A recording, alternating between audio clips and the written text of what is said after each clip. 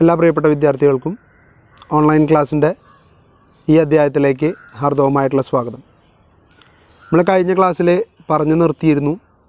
നമ്മൾ ഈ ക്ലാസ്സിൽ ചർച്ച ചെയ്യാൻ പോകുന്ന രണ്ട് വിഷയങ്ങൾ ഏതൊക്കെയായിരിക്കുമെന്നുള്ളത്. ഒന്ന് പെയ്ഡ് ന്യൂസാണ്, മറ്റൊന്ന് കോർപ്പറൈസേഷൻ ഓഫ് മീഡിയ എന്നുള്ളതാണ്. ആദ്യം നമുക്ക് എന്താണ് പെയ്ഡ് ന്യൂസ് എന്നുള്ളത് മനസ്സിലാക്കുകയും എന്തുകൊണ്ട് നമ്മുടെ രാജ്യത്ത് ഇങ്ങനെ കൃത്യമായിട്ട് പെയ്ഡ് ന്യൂസുകൾ കടന്നു വരുന്നു, അല്ലെങ്കിൽ പെയ്ഡ് ന്യൂസിൻ്റെ ഉപയോഗം കൂടുതലായിട്ട് സംഭവിക്കുന്നു എന്നുള്ളതിനെ കുറിച്ചിട്ടാണ് നമ്മളിനി പ്രത്യേകമായിട്ട് മനസ്സിലാക്കാനായിട്ട് പോകും. Paid news system an unethical practice was largely reported in the media during the assembly election in Maharashtra in 2009. By this arrangement, politicians pay money in the election campaign. Failure on the part of the candidates to pay money can result in a blackout of his or her political campaign in the media.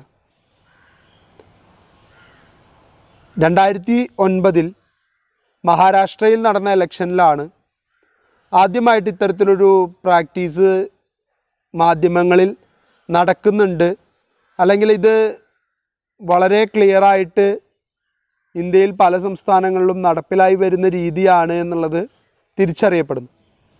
Maharashtra ഇലക്ഷനിൽ മത്സരിച്ച എല്ലാ കാൻഡിഡേറ്റ്സും തന്നെ അവരെ മീഡിയയിലൂടെ ഉയർത്തിക്കാണിക്കുന്നതിൻ്റെയും മീഡിയയിൽ അവർക്ക് വേണ്ട publicity കിട്ടാൻ, അല്ലെങ്കിൽ മീഡിയയിലൂടെ കിട്ടുന്ന പബ്ലിസിറ്റി ഉപയോഗപ്പെടുത്തിക്കൊണ്ട് ഇലക്ഷൻ ജയിക്കാനുള്ള മാർഗമുണ്ടാക്കാനായിട്ടാണ് പല പൊളിറ്റീഷ്യൻസും ശ്രമിച്ചത്.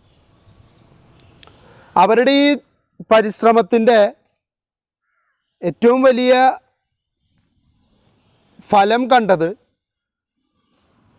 ഏത് കാൻഡിഡേറ്റാണോ പത്രങ്ങൾക്കും മാധ്യമങ്ങൾക്കും പൈസ കൊടുക്കാതിരുന്നത് അവരെ മോശവൽക്കരിക്കുന്ന രീതിയിൽ, അല്ലെങ്കിൽ അവരെ പിന്തള്ളപ്പെടുന്ന രീതിയിലേക്ക് മാധ്യമങ്ങൾ വാർത്തകൾ സൃഷ്ടിക്കാനായിട്ട് തുടങ്ങി. ഇപ്പോൾ ഒരു ഉദാഹരണം പറയുകയാണെങ്കിൽ, കേരളത്തിലെ ഇപ്പോഴത്തെ ഒരു ഉദാഹരണം പറയുകയാണെങ്കിൽ, പിണറായി വിജയൻ എല്ലാ മാധ്യമങ്ങൾക്കും കുറേ പൈസ കൊണ്ടുപോയി കൊടുക്കുകയാണ്. എന്നിട്ട് പറയാണ്, എന്നെയും എൻ്റെ ഗവൺമെൻറ്റിനെയും നല്ലോണം പൊക്കിയടിച്ചു. എന്തിനു വേണ്ടിയിട്ടാ? ഞാൻ നിങ്ങൾക്ക് പൈസ തരുന്നു, നിങ്ങൾ എനിക്ക് വേണ്ടിയിട്ട് ഒരു വാർത്ത ക്രിയേറ്റ് ചെയ്യുന്നു. നിങ്ങളൊരു വാർത്ത ക്രിയേറ്റ് ചെയ്യുന്നതുകൊണ്ട് എനിക്കത് ബെനിഫിറ്റായിട്ട് മാറുന്നു, നിങ്ങൾക്ക് പൈസയായിട്ട് അതിൻ്റെ ബെനിഫിറ്റ് ഞാൻ തരുന്നു. അപ്പം അങ്ങോട്ടും ഇങ്ങോട്ടും പ്രശ്നമില്ല, രണ്ടു കൂട്ടർക്കും ലാഭം. നേരെ മറിച്ച് കോൺഗ്രസ്സുകാർ ഇങ്ങനെ മീഡിയയ്ക്ക് പൈസ കൊണ്ടുപോയി കൊടുക്കാൻ മറന്നും പോയി, അല്ലെങ്കിൽ അവരങ്ങനെ വിചാരിച്ചില്ല, കൊണ്ടു കൊടുക്കേണ്ടി വരുമെന്ന് വിചാരിച്ചില്ല. അപ്പം പിന്നെ മാധ്യമങ്ങളൊക്കെ കൂടിയിട്ട് കമ്മ്യൂണിസ്റ്റ് പാർട്ടിയെയും പിണറായി വിജയനെയും പ്രൊമോട്ട് ചെയ്യാനും ഒപ്പം തന്നെ കോൺഗ്രസ്സിനെ താഴ്ത്തിക്കെട്ടാനും അവർ ഈ സമൂഹത്തിന് വേണ്ടി ഒന്നും ചെയ്യുന്നില്ല എന്നുള്ള രീതിയിലേക്ക് പ്രചാരണത്തെ മുന്നോട്ട് കൊണ്ടുപോകാനും അതൊരു കാരണമായി തീർന്നു. അങ്ങനെ ചെയ്താൽ എന്ത് സംഭവിക്കും? എപ്പോഴും നമ്മൾ ഒരേ പാർട്ടിയുടെ പേര് തന്നെ ഇങ്ങനെ കേട്ടുകൊണ്ടിരിക്കുക. നിങ്ങളിപ്പോൾ ചില മീഡിയകളിലൊക്കെ ശരിക്കും കണ്ടിട്ടുണ്ടായിരിക്കും, എലക്ഷൻ സമയമാകുമ്പോൾ വരും, എൻ്റെ വോട്ട് ആർക്കാണ്, അത് ഇത്ര ചോദിക്കാനുണ്ടോ? ഇന്ത്യയിൽ ബുദ്ധിയുള്ളവർ ഏത് പാർട്ടിക്ക് വോട്ട് ചെയ്യും? ഇന്ത്യയിൽ സ്വതന്ത്രമായി ജീവിക്കണമെന്ന് ആഗ്രഹിക്കുന്നവർ വോട്ട് ചെയ്യുന്ന പാർട്ടി. എൻ്റെ ആദ്യത്തെ വോട്ട് BJPക്ക്. വീണ്ടും വരണം മോദി, വീണ്ടും വരണം നല്ല ഭരണം, അങ്ങനെന്തോ ക്യാപ്ഷനോട് കൂടി LDF പരസ്യം ഇറക്കും. ചേട്ടാ ഇലക്ഷനൊക്കെ വരികയല്ലേ, ആർക്കാ വോട്ട് ചെയ്യുന്നത്? അത് ഇത്ര ചോദിക്കാനുണ്ടോ? അധ്വാനിക്കുന്ന തൊഴിലാളി വിഭാഗത്തിൻ്റെ നേട്ടത്തിന് വേണ്ടി പ്രവർത്തിക്കുന്നവർ, ഊണുമുറക്കവും ഉപേക്ഷിച്ച് ആതുര സേവനത്തിനും സാമൂഹിക പ്രവർത്തനത്തിനും ഇറങ്ങിത്തിരിക്കുന്ന പാർട്ടി, ജനങ്ങളുടെ നന്മയും രാജ്യത്തിൻ്റെ പുരോഗതിയും മാത്രം ലക്ഷ്യം വയ്ക്കുന്ന പാർട്ടി. LDF വരും, എല്ലാം ശരിയാകും. അവരുടെ പൊളിറ്റിക്കൽ ക്യാമ്പയിനിങ്ങിൻ്റെ ഭാഗമാണ് ഇത്. പൈസ കൊടുത്ത് എലക്ഷൻ ക്യാമ്പയിനിങ് മാധ്യമങ്ങളെ കൊണ്ട് ചെയ്യിക്കുക. ഈ സിസ്റ്റം ശരിക്കും അൺഎത്തിക്കലാണ്. ധാർമ്മികപരമായിട്ട് ഒരിക്കലും അംഗീകരിക്കാൻ കഴിയാത്തതാണ്. പ്യുവർലി അധാർമികം എന്നല്ലാതെ മറ്റൊരു വാക്ക് ഇതിന് ഉപയോഗിക്കാനില്ല. പക്ഷെ ഇന്ത്യയിലെ പല മാധ്യമങ്ങളും ഇന്ന് ഈ രീതി അവലംബിക്കാനായിട്ട് തയ്യാറാണ്. കാരണം അവർക്ക് ഫിനാൻഷ്യൽ ബെനിഫിറ്റിലാണ് നോട്ടം. എന്നെ സാമ്പത്തികമായിട്ട് ബാക്കപ്പ് ചെയ്യാൻ ഈ പത്രത്തിൻ്റെ മണി പവറിന് സാധിക്കുമെങ്കിൽ ഞാൻ ഈ പത്രത്തെ സപ്പോർട്ട് ചെയ്യുന്നതുകൊണ്ട് എന്താണ് കുഴപ്പം? ഞാൻ ആ പാർട്ടിയെ സപ്പോർട്ട് ചെയ്യുന്നതുകൊണ്ട് എന്താണ് കുഴപ്പം? അല്ലെങ്കിൽ ഞാൻ ആ വ്യക്തിക്ക് വേണ്ടി ഒരു വാർത്ത ക്രിയേറ്റ് ചെയ്യുന്നതുകൊണ്ട് എന്താണ് കുഴപ്പം? ഇതിൽ യാതൊരു തെറ്റുമില്ല. സമൂഹത്തോടുള്ള നമ്മുടെ കടമയൊക്കെ അത് കഴിഞ്ഞിട്ടായാലും ചെയ്യാം എന്ന് വിചാരിക്കുന്നവരുടെ ഒരു വിഭാഗം ഈ നാട്ടിൽ ക്രിയേറ്റ് ചെയ്യപ്പെട്ടതുകൊണ്ടാണ്. അല്ലെങ്കിൽ അങ്ങനെ ചിന്തിക്കുന്ന ഒരു മീഡിയ സിൻഡിക്കേറ്റ് ഈ നാട്ടിൽ വന്നതുകൊണ്ടാണ് ഇത്തരത്തിലൊരു സാഹചര്യം നമ്മുടെ നാട്ടിൽ ക്രിയേറ്റ് ചെയ്യപ്പെട്ടത്. The leaders of media were cheated with the consent of greedy media houses. അപ്പോൾ മീഡിയ ഹൗസിൻ്റെ സ്വാർത്ഥമായിട്ടുള്ള താല്പര്യം കാരണം റീഡേഴ്സ് വഞ്ചിക്കപ്പെട്ടു. കാരണം റീഡേഴ്സ് വിചാരിച്ചു ഇവർ പറയുന്നതൊക്കെ സത്യസന്ധമായിട്ടുള്ള കാര്യങ്ങളാണെന്ന്. അല്ല, ഇവർ പൈസ വാങ്ങി ആ വ്യക്തിക്ക് വേണ്ടി, ആ പാർട്ടിക്ക് വേണ്ടി, ആ അസോസിയേഷന് വേണ്ടിയിട്ട് എഴുതുന്നതാണ് ഇതൊക്കെ. എത്ര കൂടുതൽ കൊടുക്കുന്നോ അത്ര കൂടുതലായിട്ട് അവരെഴുതും. അത് മനസ്സിലാകാതെ ഇത് വായിക്കുന്ന സാധാരണക്കാരായിട്ടുള്ള ജനങ്ങൾ തുടർച്ചയായിട്ട് വഞ്ചിക്കപ്പെടുന്ന ഒരു സാഹചര്യം ക്രിയേറ്റ് ചെയ്യപ്പെട്ടു. Paid news undermines the basic principles of journalism. It adulterates news, abandoning the separation between news and advertisement. ഇത്തരത്തിൽ പെയ്ഡ് ന്യൂസ് സംസ്കാരം കടന്നു വന്നതോടുകൂടി ഏതാണ് ന്യൂസ്, ഏതാണ് അഡ്വർടൈസ്മെൻറ്റ്? അഡ്വർടൈസ്മെൻറ്റ് ചെയ്യുന്നത് ഇത് തന്നെയാണ്, അവരുടെ പ്രൊമോഷൻ. അവർ പൈസ കൊടുക്കുന്നു, ആ പൈസയ്ക്കുള്ള പ്രൊമോഷൻ നമ്മൾ ചെയ്തു കൊടുക്കുന്നു. എങ്കിൽ പിന്നെ ഇതിന് അഡ്വർടൈസ്മെൻ്റ് എന്ന് പറഞ്ഞാൽ പോരെ? എന്തിനാണ് ന്യൂസായിട്ട് അതിങ്ങനെ കൊണ്ടുവരാനായിട്ട് ശ്രമിക്കുന്നത്? അഡ്വർടൈസ്മെൻ്റ് ആയാൽ ആൾക്കാർ തിരിഞ്ഞു നോക്കില്ല എന്നറിയാം. അപ്പോൾ അവിടെ ന്യൂസിൻ്റെ രൂപത്തിൽ ആ വ്യക്തി, ആ പാർട്ടി ചെയ്ത പ്രവർത്തനത്തെ ഗ്ലോറിഫൈ ചെയ്ത് കാണിക്കണം. ന്യൂസ് ആകുമ്പോൾ ആൾക്കാർ വായിക്കും. ആ വായിക്കും തോറും ആൾക്കാർക്ക് ആ പ്രസ്ഥാനത്തോട്, ആ വ്യക്തികളോടുള്ള താല്പര്യത്തിൽ വലിയ മാറ്റം കൊണ്ടുവരാനായിട്ട് സാധിക്കും. The Press Council of India defines paid news as any news or analysis appearing in any media, print and electronic, for a price in cash or kind as a consideration. Press council of India ശക്തമായിട്ടുള്ള ഭാഷയിൽ പറഞ്ഞു, നിങ്ങൾ ഇത്തരം paid ന്യൂസുകൾ കൊടുക്കാതിരിക്കുക. Paid ന്യൂസിന് നിങ്ങളുടെ മാധ്യമത്തിൽ സ്ഥലമില്ല എന്നുള്ള രീതിയിൽ തന്നെ പ്രവർത്തിക്കുക. പക്ഷേ മീഡിയ ഹൗസുകളും പത്രമാധ്യമ മുതലാളിമാരും അവരുടെ ലാഭത്തിന് വേണ്ടിയിട്ടാണ് പ്രവർത്തിക്കുന്നത്. അവർക്കിതൊരു സർവീസല്ല. This is just an entertainment business for the purpose of making profit. അങ്ങനെ അവർ ചിന്തിക്കാൻ തുടങ്ങിയത് കൊണ്ടാണ് പെയ്ഡ് ന്യൂസ് എങ്ങനെ പെയ്ഡ് ന്യൂസ്, എന്ത് കൊടുത്താലും എന്താ, കാശുണ്ടാക്കിയാൽ മതി. Although the Election Commission and Press Council of India have come up with a series of action, paid news still appear in media, especially during the election campaigns. നമ്മളുടെ നാട്ടിലെ election കമ്മീഷനും പ്രസ്സിനെ എല്ലാം നിയന്ത്രിക്കുന്നു, മീഡിയയെ എല്ലാം സ്വന്തം കാൽക്കീഴിൽ വെച്ച് ഭരിക്കുന്നു എന്ന് കരുതപ്പെടുന്ന പ്രസ് കൗൺസിലും ശക്തമായി ഇടപെട്ടിട്ടും ഇന്നും ഇലക്ഷൻ സമയത്ത് പെയ്ഡ് ന്യൂസുകൾ, ക്യാമ്പയിനിങ്ങുകളൊക്കെ നമ്മുടെ നാടുകളിൽ സുലഭമായിട്ട് നടന്നുകൊണ്ടിരിക്കുന്നു. അപ്പോൾ ഇതൊരു മോശമായിട്ടുള്ള, ധാർമ്മികതയില്ലാത്ത, അധാർമികമായിട്ടുള്ള പ്രവർത്തനമാണെന്നറിഞ്ഞിട്ടും പലരും അത് ചെയ്യാൻ തയ്യാറാവുന്നതാണ് ഈ നാടിൻ്റെ ഏറ്റവും വലിയ പ്രശ്നം, പ്രതിസന്ധി. കോർപ്പറൈസേഷൻ ഓഫ് മീഡിയ അടുത്തൊരു ഘട്ടം, അല്ലെങ്കിൽ അടുത്തൊരു വലിയ പ്രതിസന്ധി, ജനങ്ങൾ തിരിച്ചറിയാത്ത വലിയൊരു വിഷമഘട്ടമാണ് കോർപ്പറൈസേഷൻ ഓഫ് മീഡിയ എന്ന് പറയുന്നത്. മീഡിയകൾ കോർപ്പറേറ്റുകളായിട്ട് മാറുക. ഒരു മീഡിയ കോർപ്പറേറ്റ് ആയതുകൊണ്ട് നമുക്ക് എന്താണ് പ്രശ്നം? നമുക്ക് പ്രശ്നമുണ്ട്. ആ കോർപ്പറേറ്റിന് കീഴിൽ വരുന്ന മറ്റ് ബിസിനസ് ആക്ടിവിറ്റീസിലെ ദോഷങ്ങളെ അവരവരുടെ മീഡിയയിലൂടെ പുറത്തു വിടില്ല. ഉദാഹരണം പറയുകയാണെങ്കിൽ മലയാള മനോരമ പത്രം. മലയാള മനോരമ പത്രത്തിന് ഒരു കരിങ്കൽ ഫാക്ടറി, ക്വാറി ഉണ്ടെന്ന് വിചാരിക്കും. അവരാ ക്വാറിയുടെ പ്രവർത്തനത്തിൻ്റെ ഭാഗമായിട്ട് ഒരു വലിയ കുന്നിടിച്ച് നിരത്താണ്. അതിനെതിരെ ശക്തമായിട്ടുള്ള പ്രക്ഷോഭം നടക്കുന്നുണ്ട്. പക്ഷെ മനോരമ വായനക്കാരൻ അത് കാണില്ല. കാരണം മനോരമയിൽ അത് വരില്ല. അവരുടെ കോർപ്പറേറ്റിനെതിരായിട്ട്, മനോരമ എന്ന കോർപ്പറേറ്റിനെതിരായിട്ടാണ് സമരം. അപ്പോൾ അവരത് അവരുടെ മീഡിയയിലൂടെ കൊടുക്കുമോ? മറ്റ് മീഡിയകൾ കൊടുക്കും. പക്ഷെ മനോരമ വായിക്കുന്നവൻ അറിയില്ല. അവൻ മാതൃഭൂമിക്കെതിരായിട്ടോ വേറെ ഏതെങ്കിലും കോർപ്പറേറ്റുകൾക്കെതിരായിട്ടോ ടാറ്റയ്ക്കെതിരായിട്ടോ റിലയൻസിനെതിരായിട്ടോ ഒക്കെ നടക്കുന്ന സമരങ്ങളെക്കുറിച്ച് മാത്രമേ മനോരമയുടെ വായനക്കാരൻ അറിയുന്നുള്ളൂ. ഇന്ത്യയിലെ മിക്ക കമ്പനികളും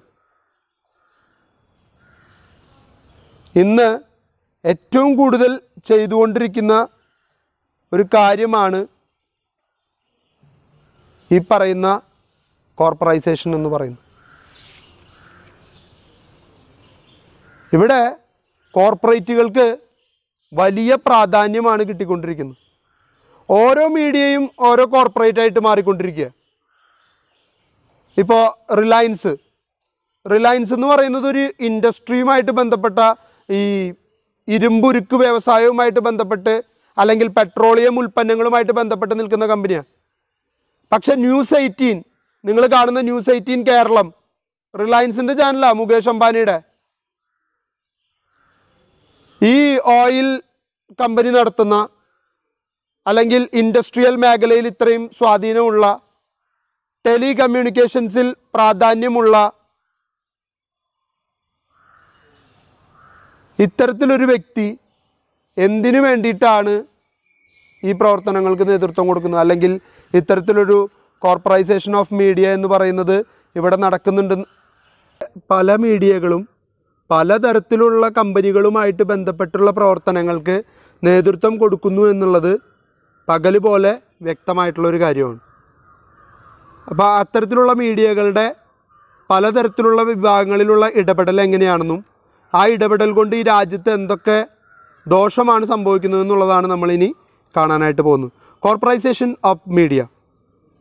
many of the major media institutions in India were run by companies which had investment in industry and commerce prior to after independence. ഇന്ത്യയിലെ സ്വാതന്ത്ര്യത്തിനു ശേഷം പല കമ്പനികളും ഇന്ന് ഏറ്റവും കൂടുതൽ താല്പര്യം കൽപ്പിക്കുന്നത്, അല്ലെങ്കിൽ അവർക്ക് ഏറ്റെടുക്കാൻ ഏറ്റവും താല്പര്യമുള്ള ഒരു മേഖലയായിട്ട് മാറിക്കൊണ്ടിരിക്കുന്ന ഒരു വിഭാഗമാണ് മീഡിയ എന്ന് പറയുന്നത്.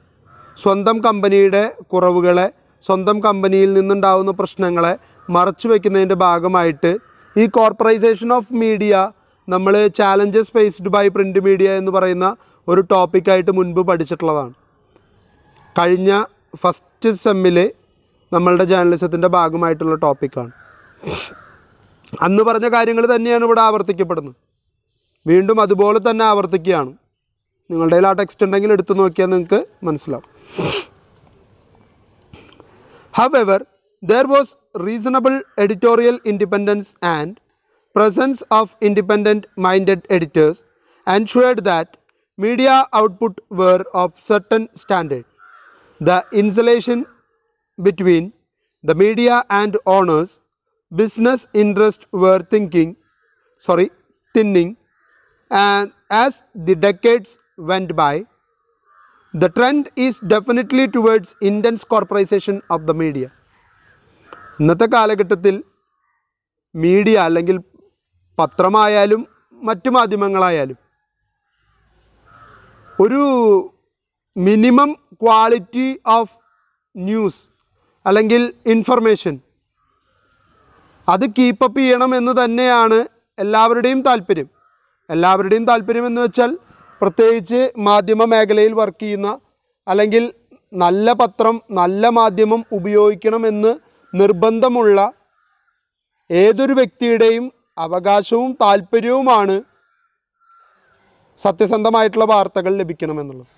പക്ഷേ ഇൻഡിപെൻഡൻസിന് ശേഷം ഈ ട്രെൻഡ് വലിയൊരു മാറ്റം സംഭവിച്ചു. കാരണം വലിയ കോർപ്പറേറ്റുകളൊക്കെ തന്നെ കൃത്യമായിട്ട് ഏതെങ്കിലും ഒരു പത്രത്തെയോ ഏതെങ്കിലും ഒരു മീഡിയയോ ഏറ്റെടുത്തുകൊണ്ട് അവർക്ക് വേണ്ട വാർത്തകളും അവർക്ക് വേണ്ട കാര്യങ്ങളും മാത്രം ജനങ്ങളോട് സംവദിക്കാനുള്ളൊരു വേദി ക്രിയേറ്റ് ചെയ്തെടുക്കാനായിട്ട് ശ്രമിക്കുന്നു എന്നുള്ളതാണ് നമ്മുടെ നാട്ടിലെ ഏറ്റവും വലിയ സാഹചര്യങ്ങളിൽ ഏറ്റവും വലിയ മോശമാവസ്ഥ.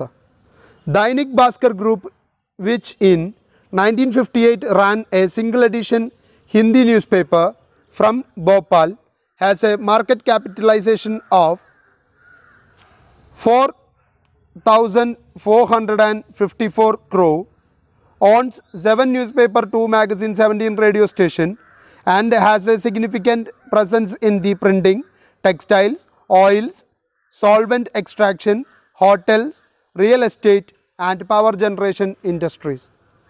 അപ്പോൾ ഇവർക്ക് താല്പര്യമുള്ള മേഖലകളാണ് ഈ പറഞ്ഞ മേഖലകളൊക്കെ. പ്രിൻറ്റിംഗ് ഉണ്ട്, ടെക്സ്റ്റൈൽ ഉണ്ട്. അപ്പോൾ ഇതൊക്കെ നമ്മൾ കണ്ടു കഴിഞ്ഞ കാര്യങ്ങളാണ്. കണ്ടു കഴിഞ്ഞ കാര്യങ്ങളെന്ന് പറയാൻ കാരണം നിങ്ങൾ ഇതേ പാസേജ് അല്ലെങ്കിൽ ഇതേ വാചകങ്ങൾ നിങ്ങൾ ഇതിനു മുൻപത്തെ ടെക്സ്റ്റിൽ വായിച്ചിട്ടുണ്ടായിരിക്കും. നിങ്ങളുടെ ഫസ്റ്റ് ഇയർ ടെക്സ്റ്റിൽ കണ്ടിട്ടുണ്ടായിരിക്കും. Challenges faced by the print media എന്ന് പറയുന്നതിൽ ഈ ഭാഗം കൃത്യമായിട്ട് ഇത് അങ്ങനെ തന്നെ എടുത്തു വച്ചിട്ടുണ്ട്. അന്നും ഞാൻ പറഞ്ഞിരുന്നു, അവർ ഓയിലെടുക്കും അല്ലെങ്കിൽ സോൾവെൻറ്റ് എക്സ്ട്രാക്ഷൻ നടത്തും, ധാതുക്കൾ കുഴിച്ചെടുക്കുന്ന പ്രവൃത്തി നടത്തും. അപ്പോൾ അതിൻ്റെ ഭാഗമായിട്ട് ചിലപ്പോൾ വേസ്റ്റേജ് അവിടെ ചുറ്റുവട്ടത്തുള്ള സമൂഹത്തിന് മൊത്തം ബാധിക്കുന്ന വിഷയമായിട്ട് മാറും. പക്ഷെ ഇവരുടെ ദൈനിക് ഭാസ്കർ എന്ന് പറയുന്ന പത്രത്തിൽ മാത്രം ഒന്നും വരില്ല. ഒരു പ്രകൃതി മലിനീകരണമോ ഒരു തരത്തിലുള്ള ആളുകളുടെ ബുദ്ധിമുട്ടുകളോ ഇവരുടെ പത്രം മാത്രം റിപ്പോർട്ട് ചെയ്യാത്തൊരു സാഹചര്യം വരും. അടുത്തത് നോക്കാം. On May 19, 2012, the Aditya Birla Group announced that it had acquired 27% stake in the Living Media Limited that owns Aaj Tak and Headlines Today and a host of publications including India Today. ആജ് തക്ക് എന്നുള്ള ചാനലും headlines ടുഡേയും അവർ ഏറ്റെടുത്തു. Plus പത്രങ്ങളിൽ India ടുഡേയും അവരുടെ സ്വന്തമാണ്. ആദിത്യ ബിർള ഗ്രൂപ്പിന് നമുക്കറിയാം tele കമ്മ്യൂണിക്കേഷനുണ്ട്. Airtel Aditya Birla ഗ്രൂപ്പിൻ്റെയാണ്.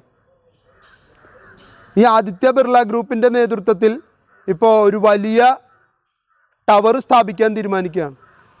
എന്നാൽ ആ ടവർ സ്ഥാപിക്കപ്പെടുന്നത് ഒരു വലിയ ജനക്കൂട്ടം താമസിക്കുന്ന ഒരു കോളനിയിലാണെന്ന് വിചാരിക്കൂ.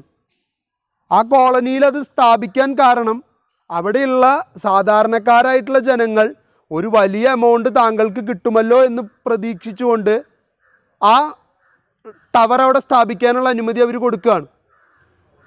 പക്ഷേ ആദിത്യ ബിർള ഗ്രൂപ്പിനും എയർടെലിനും നന്നായിട്ട് അറിയാം, അങ്ങനെ ഒരു ടവർ അവിടെ വന്നാൽ അതിൻ്റെ ചുറ്റും താമസിക്കുന്ന ആളുകളിൽ ത്വക്ക് സംബന്ധമായിട്ടുള്ള അസുഖങ്ങളും മറ്റ് ആന്തരിക പ്രശ്നങ്ങൾക്ക് കാരണമാകുന്ന അസുഖങ്ങൾക്കും ഇതിൻ്റെ പ്രവർത്തനം വഴി തെളിക്കുമെന്ന് അവർക്ക് നന്നായിട്ട് അറിയാം. അതെങ്ങനെയത് നമുക്കറിയാം. ഓരോ ടവറിൽ നിന്നും വികിരണങ്ങളാണ് ഇങ്ങനെ പുറത്തേക്ക് വന്നുകൊണ്ടിരിക്കുന്നത്. കാരണം എല്ലാവരും മൊബൈൽ ഉപയോഗിക്കുകയാണ്. ഒരു മൊബൈലിൽ നിന്ന് ഇപ്പോൾ ആ ടവർ ലൊക്കേഷനിലുള്ള ഒരു മൊബൈലിൽ നിന്ന് ഒരു കോള് ഈ മൊബൈൽ ടവറിലേക്ക് വരികയും ആ മൊബൈൽ ടവർ അത് ഏത് ടവറിലുള്ളതിലേക്കാണോ ഡയറക്റ്റ് ചെയ്യേണ്ടത് അങ്ങോട്ട് ഡയറക്റ്റ് ചെയ്യുകയാണ് ചെയ്യുക.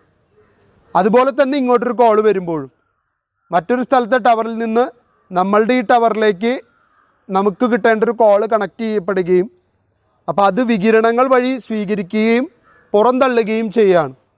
അപ്പോൾ അതിൻ്റെ ചുറ്റുവട്ടത്തുള്ള ആളുകൾക്ക് ക്യാൻസർ പോലെയുള്ള മാരകമായിട്ടുള്ള രോഗങ്ങൾ പടർന്നു പിടിക്കാനുള്ള സാധ്യത വളരെ കൂടുതലാണ്. പക്ഷേ ഈ പണം കിട്ടുന്ന ഈ വീട്ടുകാർ അല്ലെങ്കിൽ ആ ഒരു പ്രദേശത്തെ ആളുകൾ അവർ ഈ ആരോഗ്യ പ്രശ്നത്തെക്കുറിച്ച് ആലോചിക്കുന്നില്ല. പിന്നീട് ആരെങ്കിലും ഈ പ്രശ്നത്തെക്കുറിച്ച് അവരെ പറഞ്ഞു മനസ്സിലാക്കി പിന്തിരിപ്പിക്കാൻ ശ്രമിച്ചാൽ ആദിത്യ ബിർള ഗ്രൂപ്പിൻ്റെ കയ്യിലുള്ള ഈ മീഡിയകളിലൊന്നിലും ഈ വാർത്തയോ ഇതിൻ്റെ പ്രതിഷേധമോ പ്രക്ഷോഭമോ കാണിക്കപ്പെടില്ല. കാരണം ജനങ്ങളറിഞ്ഞ പ്രശ്നമാണ്. ഇതാണ് കോർപ്പറൈസേഷൻ എന്ന് പറയുന്നത്. On December 21, 2012, Oswald Greentech, formerly Oswald Chemicals and Fertilizers, acquired a 14.17% shareholding in New Delhi Television, NDTV. നിങ്ങൾ കേട്ടിട്ടുള്ളതായിരിക്കും. ഓസ്വാൾഡ് കെമിക്കൽസ് കമ്പനിയാണ്. ആ കമ്പനിയിൽ പലതരത്തിലുള്ള മരുന്നുകൾ ഉണ്ടാക്കും, പലതരത്തിലുള്ള രാസപ്രവർത്തനങ്ങൾ നടത്തും. അതിൻ്റെയൊക്കെ ഭാഗമായിട്ട് വരുന്ന ഔട്ട്കം പ്രോഡക്റ്റിൻ്റെ ബൈ പ്രോഡക്റ്റ് എന്ന് പറയുന്നത് അത് രാസമാലിന്യമാണ്. അതവർ പുറത്തേക്ക് തള്ളിവിടുകയോ അവിടെ തന്നെ മണ്ണിലേക്ക് ഇറക്കി വിടുകയോ ചെയ്താൽ ചുറ്റുവട്ടത്തുള്ള കിണറുകൾ, ജലാശയങ്ങൾക്കൊക്കെ ആസിഡിൻ്റെ അല്ലെങ്കിൽ രാസപ്രവർത്തനത്തിൻ്റെ ഭാഗമായിട്ട് പലതരത്തിലുള്ള മാറ്റങ്ങൾ സംഭവിക്കാൻ സാധ്യതയുണ്ട്. NDTV പോലെ നാഷണൽ ലെവലിൽ ശ്രദ്ധിക്കപ്പെടുന്ന ഒരു ചാനൽ ഈ പ്രശ്നങ്ങളൊന്നും തുറന്നു കാട്ടില്ല. മറ്റു മീഡിയകൾ ചിലപ്പോൾ കാണിക്കുമായിരിക്കാം, പക്ഷെ NDTV കാണുന്ന ഒരാൾ ഈ വാർത്ത അറിയില്ല, ഈ പ്രശ്നം അറിയില്ല. അപ്പം അതിനു വേണ്ടിയിട്ട് സ്വന്തം താല്പര്യങ്ങൾ സംരക്ഷിക്കുന്നതിനും അതിനെ കീപ്പപ്പ് ചെയ്യുന്നതിനും വേണ്ടിയിട്ടാണ് വലിയ വലിയ കോർപ്പറേറ്റ് കമ്പനികൾ അല്ലെങ്കിൽ ഒരുപാട് മേഖലകളിൽ സ്വാധീനമുള്ള കമ്പനികൾ ആ മേഖലയിൽ നിന്നും കൂടി മാറി അല്ലെങ്കിൽ ആ മേഖലയിൽ നിന്നുകൊണ്ട് തന്നെ ഇത്തരത്തിലുള്ള മീഡിയ ഹൗസുകളിലേക്ക് കടന്നു വരുന്നു. On the latest example of the business corporation taking control of the media was the takeover of News Network 18 by Mukesh Ambani's Reliance Industries Limited in 2014. Network 18 has several media entities such as TV18, Home Shop 18, CNN IBN, First Post IBN 18, Web 18, Studio 18, Shop 18, Infomedia 18, Viacom 18. News 18 എന്ന് പറയുന്ന ഒരു ബ്രാൻഡിൻ്റെ കീഴിൽ പ്രവർത്തിക്കുന്ന ഒട്ടനേകം ചാനലുകളാണ്. ഇതൊന്നും പോരാണ്ട് news 18 Keralam, Marathi, Telugu, Kannada, Tamil, Gujarati, Hindi തുടങ്ങി 10-12ഓളം ലാംഗ്വേജിലാണ്ട് അവരുടെ ന്യൂസ് മീഡിയ പുറത്തിറങ്ങുന്നുണ്ട്. ഇത്രയും ചാനലുകളെയും ഇത്രയും മീഡിയയും കയ്യിൽ വെച്ചുകൊണ്ട് അവർക്ക് എന്തും ഈ രാജ്യത്ത് ചെയ്യാം. റിലയൻസിനെ കുറ്റപ്പെടുത്തിക്കൊണ്ടോ റിലയൻസിനെ അപകീർത്തിപ്പെടുത്തിക്കൊണ്ടോ ഉള്ള ഒരു വാർത്തയും ഒരു പ്രശ്നവും ഇവരിലൂടെ ഒന്നും ചൂണ്ടിക്കാണിക്കപ്പെടില്ല. അപ്പം അതിനർത്ഥം ഈ രാജ്യത്ത് അവരുടെ കയ്യിലുള്ള പണം ഉപയോഗിച്ച് അവർ മീഡിയയെയും മറ്റ് പ്രവർത്തനങ്ങളെയും കൺട്രോളിൽ വരുത്തിയിരിക്കുകയാണെന്നും അതിൻ്റെ ഭാഗമായിട്ട് അവർക്ക് വേണ്ട രീതിയിൽ ഈ രാജ്യത്തെ പ്രവർത്തനങ്ങളെ അവർ മാറ്റിയെടുക്കുന്നു എന്ന് വേണം നമ്മൾ മനസ്സിലാക്കാനായിട്ട്. Rajdeep Sardesai, a respected journalist and head of CNN IBN television news channel in English, resigned along with several other journalists protesting over the takeover by Reliance. Reliance CNN IBN ഏറ്റെടുത്തതിൽ പ്രതിഷേധിച്ച് രാജ്ദീപ് സർദേശായി, അദ്ദേഹം ഒരു മികച്ച പത്രപ്രവർത്തകനാണ്, ഇംഗ്ലീഷിലെ വളരെ മികച്ചൊരു എഡിറ്ററാണ്. അദ്ദേഹം ഈ ചാനൽ വിട്ട് പുറത്തു പോകാൻ തീരുമാനിച്ചു. കാരണം ആൾക്ക് മനസ്സിലായി CNN IBN പോലെയുള്ള ഒരു ചാനലിനെ മുകേഷ് അംബാനി ഏറ്റെടുത്തിട്ടുണ്ടെങ്കിൽ അത് അവരുടെ കോർപ്പറേറ്റിൻ്റെ വ്യക്തമായിട്ടുള്ള നേട്ടത്തിന് വേണ്ടിയിട്ടാണ്. അത് തിരിച്ചറിഞ്ഞ് ആ കോർപ്പറേറ്റിൻ്റെ കൂടെ പ്രവർത്തിക്കാൻ താല്പര്യമില്ലാത്തതുകൊണ്ടാണ് അദ്ദേഹം മറ്റ് ജേർണലിസ്റ്റുകളോടൊപ്പം ആ ചാനലിൽ നിന്ന് റിസൈൻ ചെയ്യാനായിട്ടുള്ള കാരണം. In 2018, a sting operation nicknamed Cobra Post 136 by Pushp Sharma of Cobra Post showed videos of meeting held with the owners and high-ranking personnel of more than 2 dozen media houses, both mainstream and regional.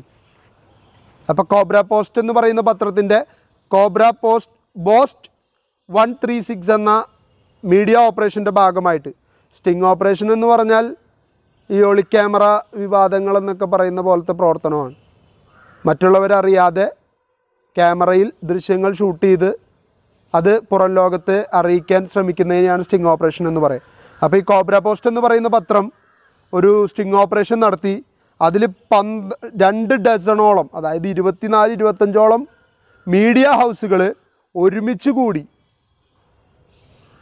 അപ്പോൾ അതിനർത്ഥം അവർ തമ്മിലുള്ള അഭേദ്യമായിട്ടുള്ള ബന്ധമാണ്. എന്ത് പുറത്തുവിടണം, എന്ത് പുറത്തുവിടണ്ട എന്നൊക്കെ തീരുമാനിക്കുന്ന അവരുടെ ആ ഒരു മനോഭാവമാണ് അതിലൂടെ പുറത്ത് കാണിക്കുന്നത്. This includes biggest one and smaller one, the oldest one and newer one. Invariably, almost all of agreed to publish or telecast communally and politically motivated and misleading information as a campaign in return for payment. എന്നിട്ട് അവർ ചർച്ച നടത്തി തീരുമാനിക്കുകയാണ്, പൈസയ്ക്ക് വേണ്ടി ചില communal ഇഷ്യൂസിനെ, ചില regional പ്രോബ്ലംസിനെ നമ്മൾ politically motivate ചെയ്ത് ജനങ്ങളുടെ മുൻപിൽ അവതരിപ്പിക്കണം.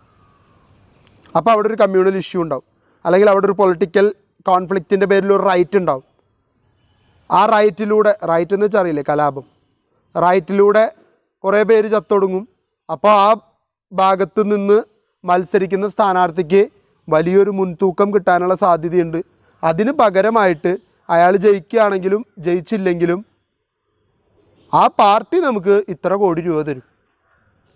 ഇങ്ങനൊരു തീരുമാനത്തിലെത്തിയിട്ട് ആ തീരുമാനത്തിൻ്റെ പുറത്ത് താങ്കളുടെ പ്രവർത്തനത്തെ വിലയിരുത്തുന്ന, അല്ലെങ്കിൽ താങ്കളുടെ പ്രവർത്തനങ്ങളെ നിയന്ത്രിക്കുന്ന ഒരു മീറ്റിങ്ങിൻ്റെ വീഡിയോയാണ് കോബ്ര പോസ്റ്റ് പുറത്തുവിട്ടത്. Media house agreeing to run such malicious campaign include Times of India, India Today, Hindustan Times, Zee News, Network 18, the New Indian Express and others.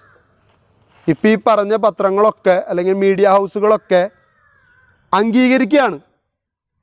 എന്തിനു വേണ്ടിയിട്ടാണ്? ഇത്തരത്തിലൊരു മോശം ക്യാമ്പയിനിങ് നടത്തിയെടുക്കുന്നതിന് വേണ്ടിയിട്ട്. ഞങ്ങൾ തയ്യാറാണ്, പണം തരുന്നവർ പറയുന്നത് എന്തും പബ്ലിഷ് ചെയ്യാൻ, അല്ലെങ്കിൽ അവർക്ക് വേണ്ടി മാത്രം എന്തെങ്കിലും പുതിയത് ക്രിയേറ്റ് ചെയ്യാൻ ഞങ്ങൾ തയ്യാറാണ്. ഞങ്ങൾക്ക് പകരം വേണ്ടത് ഇക്കണോമിക്കൽ ബെനിഫിറ്റ് മാത്രമാണ്. അത് നിങ്ങൾ തരാൻ തയ്യാറാണെങ്കിൽ നിങ്ങൾക്ക് വേണ്ടി എന്തും വിളിച്ചു പറയാം, എങ്ങനെയും വിളിച്ചു പറയാം. ഞങ്ങൾ തയ്യാറാണ് എന്ന് സമ്മതിക്കുന്ന മീഡിയയുടെ മുഖമൂടി വലിച്ചു കീറുന്ന സ്റ്റിംഗ് ഓപ്പറേഷനായിരുന്നു കോബ്ര പോസ്റ്റ്.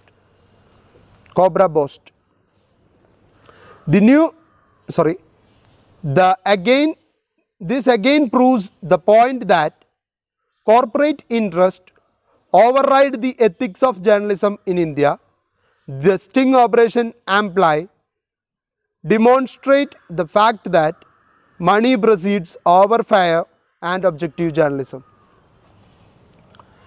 ഇതൊരിക്കൽ കൂടി അടിവരയിടുകയാണ്. എന്തിന്? ഇന്ത്യയിൽ ധാർമ്മികമായിട്ടോ സത്യസന്ധമായിട്ടോ ഉള്ള പത്രപ്രവർത്തനത്തിനല്ല പ്രാധാന്യം, മറിച്ച് പണം ആര് മുടക്കുന്നോ ആ പണം മുടക്കുന്നവനെ സംരക്ഷിക്കുന്ന, പണം മുടക്കുന്നവന് വേണ്ടി എന്തും എഴുതാൻ തയ്യാറാകുന്ന പത്രങ്ങളാണ്, മീഡിയ ഹൗസുകളാണ് ഇന്ത്യയിലുള്ളത് എന്ന് ആ സ്റ്റിംഗ് ഓപ്പറേഷൻ ഒരിക്കൽ കൂടി കാണിച്ചു തന്നു. ഇന്ത്യയിൽ എവിടെയും സത്യസന്ധവും കൃത്യവും ധാർമ്മികപരമായിട്ടുള്ള പത്രപ്രവർത്തനമോ മാധ്യമധർമ്മമോ നടക്കുന്നില്ല. എല്ലാം നിയന്ത്രിക്കുന്നത് ഇതേ കോർപ്പറേറ്റ് ഹൗസുകളാണ്. ഏഷ്യാനെറ്റ് സ്റ്റാർ കമ്മ്യൂണിക്കേഷൻസിൻ്റെ കയ്യിലാണ്. ഏഷ്യാനെറ്റ് എന്ന് പറയുന്നത് മലയാളത്തിൽ ഒട്ടനവധി ചാനലുകളുണ്ട്. ഏഷ്യാനെറ്റ് ഉണ്ട്, ഏഷ്യാനെറ്റ് ന്യൂസ് ഉണ്ട്, ഏഷ്യാനെറ്റ് മൂവീസ് ഉണ്ട്, ഏഷ്യാനെറ്റ് പ്ലസ് ഉണ്ട്. 4ഓളം ചാനലുകൾ ഇപ്പം തന്നെ ഞാൻ പറഞ്ഞു. പിന്നെ ഏഷ്യാനെറ്റ് ജൂക്ക് ബോക്സ് പോലത്തെ ചാനലുകളൊക്കെ ലോക്കലായിട്ടും അവൈലബിൾ ആണ്. ACV, ഏഷ്യാനെറ്റ് കേബിൾ വിഷൻ, ഇത്രയധികം ചാനലുകളുള്ളൊരു മെയിൻ ഗ്രൂപ്പിന് അങ്ങനെ തന്നെ സ്റ്റാർ കമ്മ്യൂണിക്കേഷൻസ് ഏറ്റെടുക്കുകയാണ്. അവർ ഓൾറെഡി കമ്മ്യൂണിക്കേഷൻ മേഖലയിലുള്ളവരാണ്. പക്ഷേ സ്റ്റാറിന് അവരുടേതായിട്ടുള്ള വ്യക്തി താല്പര്യങ്ങളുണ്ടാവും, അവരുടേതായിട്ടുള്ള രാഷ്ട്രീയ ചായ്വുണ്ടാവും. നാളെ ഏഷ്യാനെറ്റും അതിലേക്ക് മാറേണ്ട ഒരു നിർബന്ധ ബുദ്ധിയിലേക്ക് അവർ വരും. ഹോട്ട്സ്റ്റാർ TV-ക്കൊക്കെ പ്രാധാന്യം കുറയുന്നു എന്ന് കണ്ടപ്പോൾ ഒരു ഇൻ്റർനെറ്റ് പ്ലാറ്റ്ഫോം അവർ കണ്ടെത്തി. ഇന്ന് ഹോട്ട്സ്റ്റാറിലൂടെ ലൈവ് പ്രോഗ്രാമുകൾ കാണുന്ന, സീരിയലുകൾ കാണുന്ന ഇഷ്ടം പോലെ ആൾക്കാരുണ്ട്. ഏഷ്യാനെറ്റിൻ്റെ ഏതൊരു പരിപാടിയും തങ്ങൾക്ക് ആവശ്യമുള്ള സമയത്ത് റീകളക്ട് ചെയ്ത് കാണാൻ കഴിയുമെന്നുള്ളൊരു അഡ്വാൻറ്റേജിലേക്ക് ഹോട്ട്സ്റ്റാർ നമ്മളെ കൊണ്ടുപോവുകയാണ്. അപ്പോൾ സമയം ഇവിടെ ഒരു പ്രശ്നമല്ല. ഇന്ന് 7:30 ഇരുന്നാലേ ഇന്ന സീരിയൽ കാണാൻ പറ്റുള്ളൂ, ഒരു പ്രശ്നമില്ല. ഇന്ന് 7:30 കാണാൻ പറ്റില്ലെങ്കിൽ വേണ്ടെന്നേ, ഏഷ്യാനെറ്റ് തന്നെ അതൊരു 5 പ്രാവശ്യം കൂടി പിന്നിടും. ഇനി TV-യിൽ അത് കാണാനുള്ള അവസരം ഇല്ലെങ്കിൽ മൊബൈലിൽ ഹോട്ട്സ്റ്റാർ എടുക്കുക, ഡേറ്റ് അടിച്ചു കൊടുക്കുക, ഇന്ന ഡേറ്റിലെ പ്രോഗ്രാം നമുക്ക് അപ്പം ഇരുന്ന് കാണാം. കാലഘട്ടത്തിനനുസരിച്ച് മാറിക്കൊണ്ടിരിക്കുകയാണ്. കഴിഞ്ഞ 2 വർഷം മുൻപ് വരെ സ്റ്റാർ കമ്മ്യൂണിക്കേഷൻസ് ആയിരുന്നു ഇന്ത്യൻ ക്രിക്കറ്റ് ടീമിൻ്റെ ടൈറ്റിൽ സ്പോൺസർ. അപ്പോൾ ഇന്ത്യ കളിക്കാൻ പോകുമ്പോൾ സ്റ്റാറിന് പൈസ കിട്ടും. സ്റ്റാർ ആകെ ചെയ്യേണ്ടത് ഒരു നിശ്ചിത തുക പരസ്യത്തിന് വേണ്ടിയിട്ട് ഇന്ത്യയുടെ ജേഴ്സിമ സ്റ്റാർ എന്നുള്ള പേര് എഴുതുന്നതിന് വേണ്ടിയിട്ട് BCCIക്ക് കൊടുത്താൽ മതി. അപ്പോൾ എല്ലാ ലോകരാജ്യങ്ങളിൽ ചെല്ലുമ്പോഴും സ്റ്റാറിൻ്റെ ജേഴ്സി ഇട്ടിട്ട് സ്റ്റാറിൻ്റെ പരസ്യം കാണിച്ചിട്ടാണ് ഇന്ത്യൻ പ്ലെയേഴ്സ് കളിക്കുന്നത്. ഇതിലും വലിയൊരു പരസ്യം എന്താണ് സ്റ്റാറിന് കിട്ടാനുള്ളത്? അപ്പോൾ അതിലൂടെ അഡ്വാൻറ്റേജ് ക്രിയേറ്റ് ചെയ്യാനായിട്ട് ശ്രമിക്കുക. അപ്പോൾ ഇതൊക്കെ കോർപ്പറേറ്റുകളായിട്ട് മാറാൻ ശ്രമിക്കുന്നതിൻ്റെ കാരണം ഇതാണ്. അവർക്ക് ഒരു ബിസിനസ്, ഇപ്പോൾ ഈ മീഡിയ ഹൗസ് നടത്തിയിട്ട് ലാഭം ഉണ്ടാക്കാനല്ല, മീഡിയ ഹൗസിനെ ഉപയോഗിച്ചുകൊണ്ട് അവരുടെ മറ്റു പ്രവർത്തനങ്ങളെ മറച്ചു വയ്ക്കാനും ആവശ്യമുള്ളതിനെ മൂടി വയ്ക്കാനും ഒരു കാലത്തും അത് ജനങ്ങളിലേക്ക് എത്താതെ ഇരിക്കാനുള്ള വഴികൾ, അതാണ് അവർ ഇതിലൂടെ നടപ്പിലാക്കിയെടുക്കാൻ ശ്രമിച്ചുകൊണ്ടിരിക്കുന്നത്. ക്രെഡിബിലിറ്റി, സത്യസന്ധത. മാധ്യമങ്ങൾക്ക് എത്രത്തോളം നമ്മുടെ നാട്ടിൽ ക്രെഡിബിലിറ്റി ഉണ്ട് എന്നുള്ളതാണ് നമ്മളിനി ചർച്ച ചെയ്യാനായിട്ട് പോകുന്നത്. Is the greatest asset of journalist in the profession.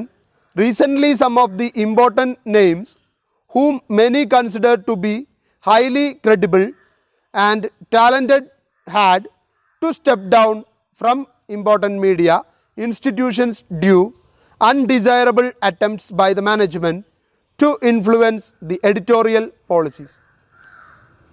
പലപ്പോഴും ജേർണലിസ്റ്റിക് പ്രൊഫഷനിൽ നിൽക്കുന്ന ഒരാൾക്ക് വേണ്ട ഏറ്റവും വലിയ കാര്യമാണ് സത്യസന്ധത, വ്യക്തത, കൃത്യത. പല രീതിയിൽ പറയാം ക്രെഡിബിലിറ്റിയെ. പക്ഷെ അത് കാത്തു സൂക്ഷിക്കാനുള്ളൊരു മനോഭാവവും അതിനുള്ള മനസാന്നിധ്യവും നമുക്കുണ്ടായിരിക്കണം. പൈസ കാണുമ്പോൾ കണ്ണു മഞ്ഞളിക്കുന്നവന് ക്രെഡിബിലിറ്റി ഉണ്ടാവില്ല. കൃത്യമായിട്ടും സത്യസന്ധമായിട്ടും വ്യക്തമായിട്ടും കാര്യങ്ങളെ അവതരിപ്പിക്കാനുള്ള മനസ്സുണ്ടാവില്ല അവന്. എന്താ കാരണം? അവൻ്റെ ലക്ഷ്യം പൈസയാണ്. മലയാളത്തിലൊരു ചൊല്ല് പറയും, അപ്പാപ്പ കാണുന്നവനെ അപ്പാന്ന് വിളിക്കുകയെന്ന്. അത് തന്നെയാണ് ക്രെഡിബിലിറ്റി ഇല്ലായ്മയുടെ ഏറ്റവും വലിയ ലക്ഷണം. ഞാനൊരു കാര്യം അന്വേഷിച്ച് കണ്ടുപിടിച്ചു. ഒരു കമ്പനി, ആ കമ്പനിയുടെ പേര് എന്തോ ആയിക്കോട്ടെ, പക്ഷെ അവിടെ നടക്കുന്ന പ്രവർത്തനം മയക്കുമരുന്നിൻ്റെ നിർമ്മാണമാണ് എന്ന് ഞാൻ കണ്ടെത്തിയെന്ന് വിചാരിക്കും. ഞാനിത് കണ്ടെത്തിയെന്നും ഞാനിത് റിപ്പോർട്ടാക്കിയെന്നും ആ കമ്പനി മനസ്സിലാക്കിയാൽ ആ കമ്പനി എനിക്ക് ഓഫർ തരികയാണ്, 10 ലക്ഷം രൂപയുടെ ഒരു കാറ് തരാം, ഈ റിപ്പോർട്ട് ഒരു കാരണവശാലും പത്രത്തിൽ വരരുത്. എനിക്ക് ക്രെഡിബിലിറ്റി ഇല്ലാത്ത ആളാണ് ഞാനെങ്കിൽ ഞാൻ ആ കാറ് മേടിക്കുന്നു, ഞാൻ ഈ വാർത്തയുടെ ഒറിജിനല് അവർക്ക് കൊടുക്കുന്നു. അപ്പം എൻ്റെ പത്രത്തിലൂടെ നാളെ മുതൽ ഈ വാർത്ത പുറത്തു വരില്ല, ആരും അറിയാനും പോകുന്നില്ല. എനിക്ക് ആ വ്യക്തിക്ക് വേണ്ടി, അല്ലെങ്കിൽ എനിക്ക് പൈസ തന്ന വ്യക്തിക്ക് വേണ്ടി ഞാൻ എൻ്റെ പത്രത്തിൻ്റെ ക്രെഡിബിലിറ്റിയെ നഷ്ടപ്പെടുത്തുകയാണ്, അല്ലെങ്കിൽ എൻ്റെ മാധ്യമത്തിൻ്റെ സത്യസന്ധതയെ ഞാൻ അടിയറവ് വയ്ക്കുകയാണ്. വിശ്വാസ്യത ഇല്ലായ്മ, ഇതാണ് ഇവിടുത്തെ ഏറ്റവും വലിയ പ്രശ്നം എന്ന് പറയുന്നത്. Rajdeep Sardesai, P Sainath, Praveen Swami, Manu Joseph and others leaving the different media organizations that they served for many years raise more questions than answers. Unbending journalists who had hold highest standard of journalism are becoming a rare tribe in the present context. പലരും അവരുടെ പത്രപ്രവർത്തനം ഉപേക്ഷിച്ച് അല്ലെങ്കിൽ നിർത്തി അവസാനിപ്പിച്ച് പോവേണ്ട സാഹചര്യം പലപ്പോഴും വന്നിട്ടുണ്ട്. എന്തുകൊണ്ടാണ്? അവർക്ക് അവരാഗ്രഹിച്ച പോലത്തെ ഒരു പത്രപ്രവർത്തനം സത്യസന്ധവും കൃത്യതയോടും വിശ്വാസ്യതയോടും കൂടി ചെയ്യാൻ കഴിയാത്തതിൻ്റെ പേരിൽ താൻ പ്രവർത്തിക്കുന്ന മീഡിയയെ ഉപേക്ഷിച്ചുകൊണ്ട്, പണത്തിൻ്റെ പുറകെയല്ല, ആത്മാർത്ഥത വിശ്വാസ്യത കാത്തു സൂക്ഷിക്കുന്നതിന് വേണ്ടി തങ്ങളുടെ പ്രസ്ഥാനത്തെ ഉപേക്ഷിച്ച് പോവേണ്ടി വന്ന പല ജേർണലിസ്റ്റുകളുമുണ്ട്. അവരൊക്കെ പൈസ കൂടുതൽ കിട്ടുമെന്നറിഞ്ഞപ്പോൾ ആ പ്രസ്ഥാനത്തിൽ തന്നെ നിൽക്കാൻ തയ്യാറായവരല്ല. പൈസയേക്കാൾ കൂടുതലായിട്ട് തങ്ങൾ പ്രകടിപ്പിക്കേണ്ടത് പത്രം വായിക്കുന്ന, മാധ്യമം കാണുന്നവരോടുള്ള വിശ്വാസ്യതയാണ് എന്നുള്ള തിരിച്ചറിവാണ് അവരതിനെ പ്രേരിപ്പിക്കുന്നത്. Criticism and dissent are essential in democracy. The press, however, had to ensure that it is objective and unbiased and not influenced by favors, money or sops. Only in such situation can the press play a vital role in the mobilizing public opinion and also act as a watchdog safeguarding people's liberty. പത്രപ്രവർത്തനം എന്ന് പറയുന്നത്, മാധ്യമം എന്ന് പറയുന്നത് പൂർണ്ണമായിട്ടും ജനങ്ങൾക്ക് വേണ്ടി നിലകൊള്ളുന്ന, വിമർശനാത്മകമായിട്ട് എന്തും തുറന്നു പറയാൻ ധൈര്യമുള്ള ഒന്നായിരിക്കണം മീഡിയ എന്ന് പറയുന്നത്. അങ്ങനെ ഒരു മീഡിയ നിലനിൽക്കുന്നുണ്ടെങ്കിൽ മാത്രമാണ് ഒരു രാജ്യത്ത് ജനാധിപത്യ സംവിധാനം മുന്നോട്ട് കൊണ്ടുപോകാനായിട്ട് പറ്റുള്ളൂ. ഇന്ത്യ എന്ന് പറയുന്ന ഡെമോക്രാറ്റിക് കൺട്രിയിൽ മാധ്യമങ്ങൾക്കുള്ള സ്വാധീനം, ഇൻഫ്ലുവൻസ്, അതവർക്ക് കൃത്യവും ക്രെഡിബിലിറ്റിയോടും കൂടി കാഴ്ചവെക്കാൻ സാധിക്കാത്തൊരു സാഹചര്യം ഉണ്ടായാൽ പിന്നെ ഇന്ത്യയിലെ ജനാധിപത്യം നിലനിൽക്കുന്നതിൽ അർത്ഥമില്ല. കാരണം ഗവൺമെൻറ്റിൻ്റെ മോശം പ്രവർത്തനങ്ങളെ, ഗവൺമെൻറ്റിൻ്റെ തെറ്റായ തീരുമാനങ്ങളെ ജനങ്ങളുടെ മുൻപിൽ അവതരിപ്പിക്കാൻ ആരുമില്ലാത്തൊരു സാഹചര്യം ഇന്ത്യയിൽ ഉടലെടുക്കും.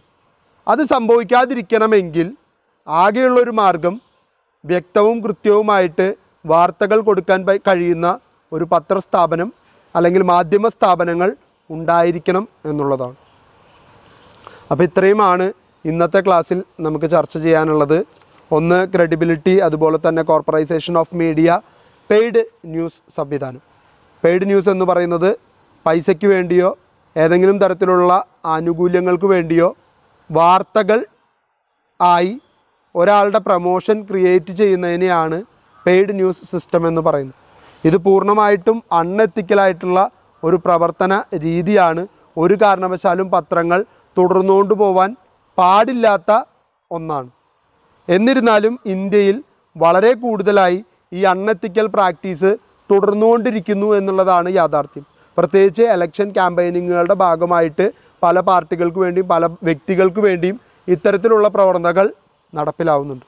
കോർപ്പറൈസേഷൻ എന്ന് പറയുന്നത് ഒരു കോർപ്പറേറ്റ് മീഡിയ ഹൗസിനെ ഏറ്റെടുക്കുകയും അവരുടെ വ്യക്തി താല്പര്യങ്ങൾക്ക് വേണ്ടിയും അവരുടെ കമ്പനിയുടെ പ്രൊമോഷന് വേണ്ടിയും ഈ മാധ്യമങ്ങളെ ഉപയോഗിക്കുകയും ചെയ്യുന്ന രീതിയാണ്. Oswald chemicals, Aditya Birla group, Mukesh Ambani ഉൾപ്പെടെയുള്ളവർ പലതരത്തിലുള്ള മീഡിയ ഹൗസുകളെ ഉപയോഗപ്പെടുത്തിക്കൊണ്ട് അവരുടെ കമ്പനിക്ക് നേട്ടമുണ്ടാക്കുന്നതിൻ്റെ ഉദാഹരണങ്ങൾ പലതും നമ്മൾ കണ്ടു കഴിഞ്ഞാണ്. ഇത്തരത്തിൽ അൺഎത്തിക്കലായിട്ടുള്ളൊരു പ്രാക്ടീസ് നടക്കുന്നത് കണ്ട് മനസ്സുമടുത്ത് ഈ പ്രൊഫഷൻ തന്നെ ഉപേക്ഷിച്ച് പോവേണ്ടി വന്ന ഒട്ടനവധി ജേർണലിസ്റ്റുകൾ, രാജ്ദീപ് സർദേശായിയെ പോലെയുള്ളവർ നമ്മൾ കണ്ടു കഴിഞ്ഞു. ക്രെഡിബിലിറ്റി എന്ന് പറയുന്ന വിശ്വാസ്യതയെ സംരക്ഷിക്കുന്നതിന് വേണ്ടി അതിനപ്പുറത്തേക്ക് യാഥാർത്ഥ്യങ്ങളൊന്നുമില്ല എന്ന് തിരിച്ചറിഞ്ഞ് സ്വന്തം വർക്ക് പോലും ഉപേക്ഷിക്കാൻ തയ്യാറായിട്ടുള്ള ജേർണലിസ്റ്റുകൾ നമ്മുടെ നാട്ടിലുണ്ടായിട്ടും ഇന്നും ഇത്തരത്തിലുള്ള അനീതികൾ, അക്രമങ്ങൾ നമ്മുടെ നാട്ടിൽ നടക്കുന്നുണ്ട് എന്നുള്ളത് ഒരു യാഥാർത്ഥ്യമാണ്. അപ്പോൾ എല്ലാവരും സേഫായിട്ടിരിക്കുക, നന്നായിട്ട് പഠിക്കുക. എല്ലാവർക്കും നല്ലൊരു ദിവസം ഉണ്ടാവട്ടെ എന്ന് ഒരിക്കൽ കൂടി ആശംസിക്കുന്നു. Thank you.